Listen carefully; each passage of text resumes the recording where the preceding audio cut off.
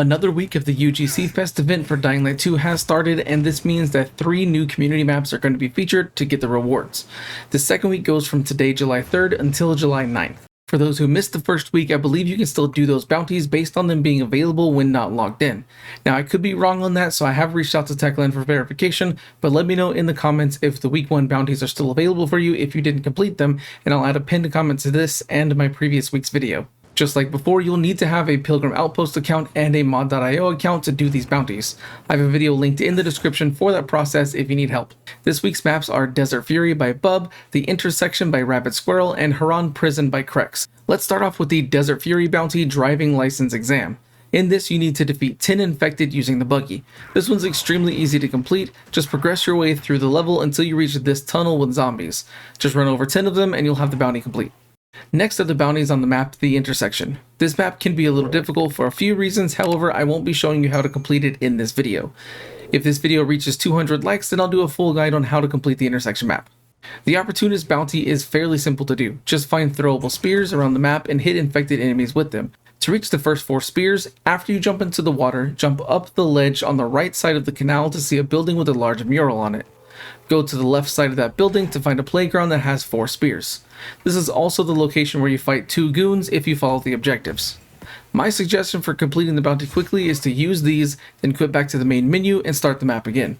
But if you don't want to do that, then 4 more can be found after the 6th power cable where you fight the Banshees, and the last 4 are found around the area where you fight the Demolisher.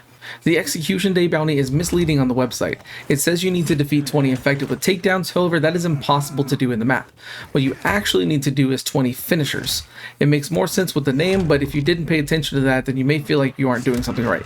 This is fairly easy to do though. Every time you fight a zombie, there's a chance it'll have its stamina drained and there'll be an icon on them indicating that they're ready for a finisher. Just do this 20 times with zombies around the map and you'll have it completed in no time. The last 2 bounties take place on the Haran Prison map.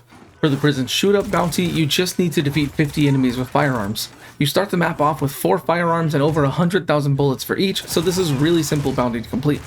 Just make sure you only use your firearms and nothing else while progressing through the map. For hot projectiles, you need to pick up 10 Molotovs. The first is behind a locked door. Follow the objective until you reach this area. This door will be locked, so find some lockpicks like this around the area to open it. Inside the room to the right is the Molotov on a table. The second is in this hallway before going into this large room. Pick it up at the end on a shelf. The next 3 are going to be in the large room we just saw at the very end behind the shelves.